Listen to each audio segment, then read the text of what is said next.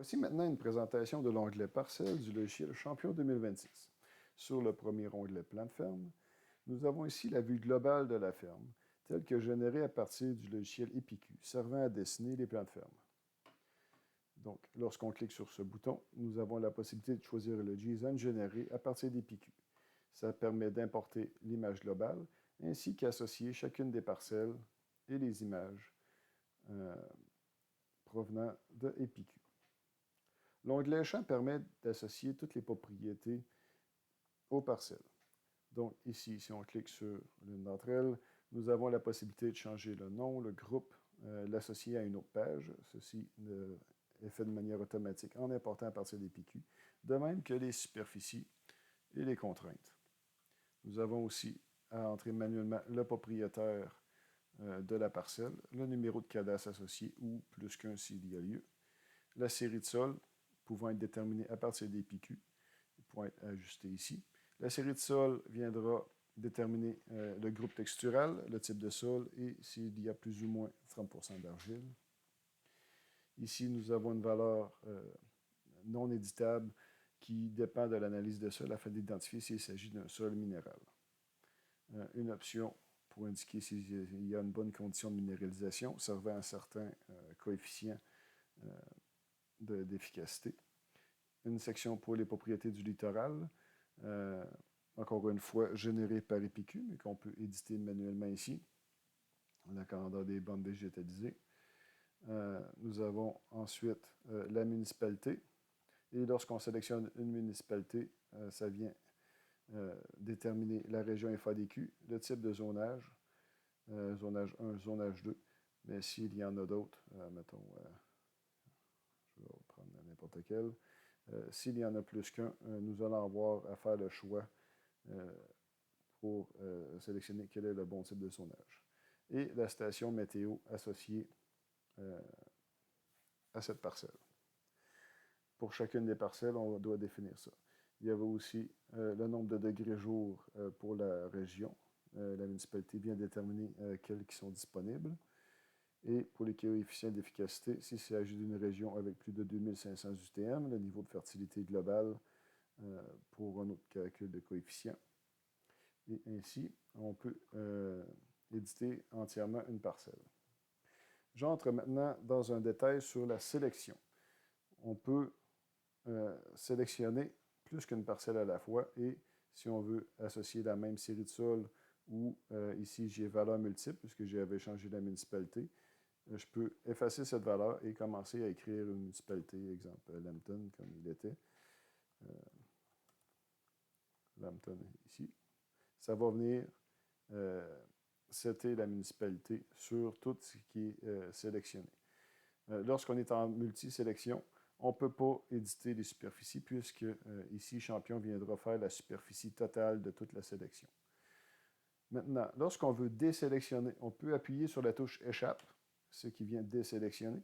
Et si je tiens la touche Contrôle, on peut, en cliquant n'importe où sur la ligne, venir ajouter à la sélection des parcelles.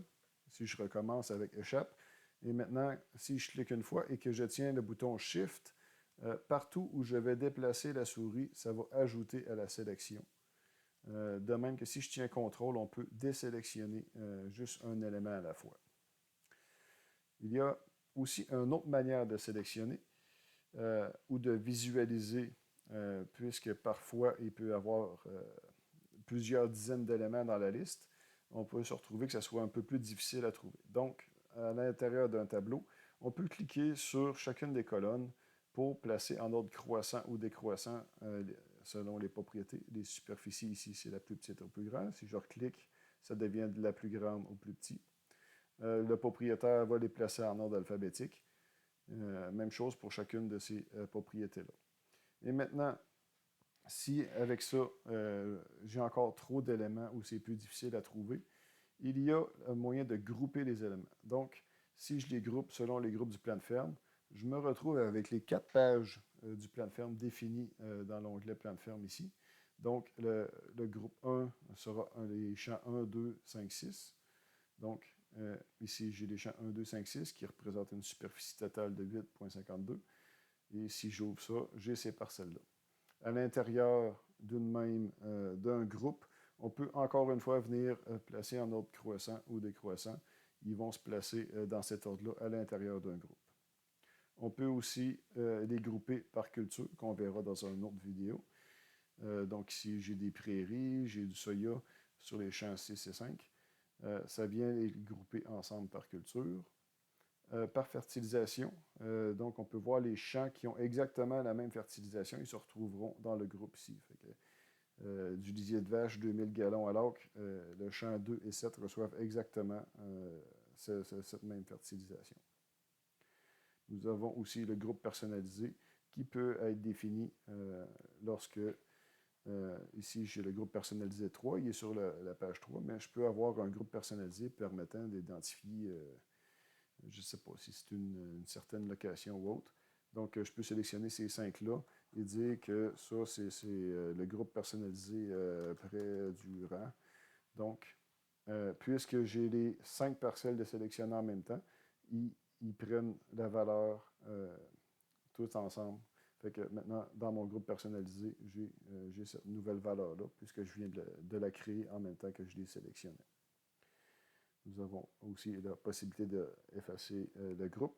Et ici, un filtre avec le plan de ferme. Donc, si je mets le plan de ferme 1, j'ai uniquement les parcelles qui sont sur cette page 1. Fait que si je mets 1 et 2 et qu'en plus je mets les groupes de plan de ferme, j'ai la page 1 et la page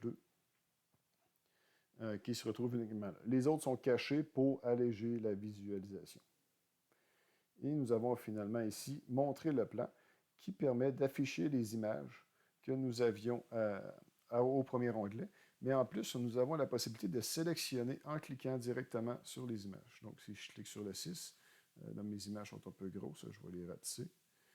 Bon, fait que, on peut sélectionner plusieurs parcelles en menant cliquer directement sur les images et viennent se sélectionner en bas. Si je fais échappe, encore une fois, ça désélectionne. Ici, on peut voir que cette parcelle-là est en jaune. Ceci sert à identifier les parcelles qui ont un ISP critique qui est atteint. Donc, je m'en vais maintenant dans la deuxième page, qui est les analyses de sol. Par rapport, encore une fois, à mon groupement, je vois ma page 1 et 2. Là, c'est un peu lourd, je vais enlever ma page 1. Je vais peut-être le mettre un peu plus gros. Donc, je peux voir des propriétés de l'analyse de sol. Et si je clique sur 1, on voit le résultat de l'analyse de sol qui est non éditable puisqu'il s'agit de valeurs calculées. Je vais vous montrer par la suite pourquoi. Et ici, on voit dans cet encadré-là quel ISP sera utilisé. Dans ce cas-ci, c'est l'ISP 1 qui est à 5,3 % et la limite est à 13 points. Tandis que la parcelle numéro 7 ici apparaît en espèce de jaune. La limite est à 13 et présentement un ISP de 35. Donc, c'est la raison pour laquelle cette parcelle apparaît en jaune dans le tableau, dans le polygone et ici, afin d'identifier clairement qu'est-ce que veut dire cette couleur-là. Lorsque j'ai une parcelle de sélectionner, on peut aller dans la page historique des analyses. Ici, j'ai pour la parcelle, pour les parcelles sélectionnées, on peut voir toutes les analyses qui ont été faites. Et ici, dans ce cas-ci, j'ai la 7. Elle apparaît en vert parce que la date est bonne. Elle a été faite en 2025. Et ici, on peut venir entrer soit manuellement une nouvelle analyse avec le bouton « Ajouter une analyse ». Elle apparaît par défaut à l'an 0. Mais si j'avais une date en 2019 avec plein de valeurs, ben, on peut voir qu'elle apparaît en blanc, c'est transparent, pour consultation seulement, mais celle qui sera utilisée sera celle en vert. Et si c'était des analyses géolocalisées et qu'elles ont été faites exactement à la même date, les deux apparaîtront en vert. Et ce que nous aurons ici à la parcelle 7, s'agit de la version pondérée de ces analyses-là. Donc, on va utiliser toutes celles qui sont en vert pour faire une moyenne et les utiliser ainsi comme analyse. Donc ici, j'ai un pH de 6,8 et 0 puisque je ne les ai pas édités. bon, ben, je me retrouve ici avec l'analyse de sol avec un pH haut de 3,4 puisque c'est 6,8 divisé par 2. Voici ce qui met fin à l'analyse de sol. Et nous avons un dernier onglet arrière-effet des fumiers. Ici, je peux enlever tout le filtre et le groupe pour resetter ma vue rapidement. Donc, pour chacune des parcelles, nous avons la possibilité d'ajouter des épandages des années d'avant. Donc, puisque je suis en 2026, j'ai ici des épandages pour 2025, il y a du lisier de vache qui a été mis avec une certaine dose, une quantité d'azote, une densité. Ça vient calculer l'azote organique, le coefficient et l'arrière-effet qui sera utilisé sur cette parcelle. Et je peux ajouter d'autres épandages facilement en rentrant ces valeurs-là. Et je me retrouve ici avec la parcelle, la superficie épandable, la culture qu'il y a en 2024, l'arrière-effet des fumiers pour l'année 2024, et ici la culture 2025 et les arrière-effets des fumiers 2025.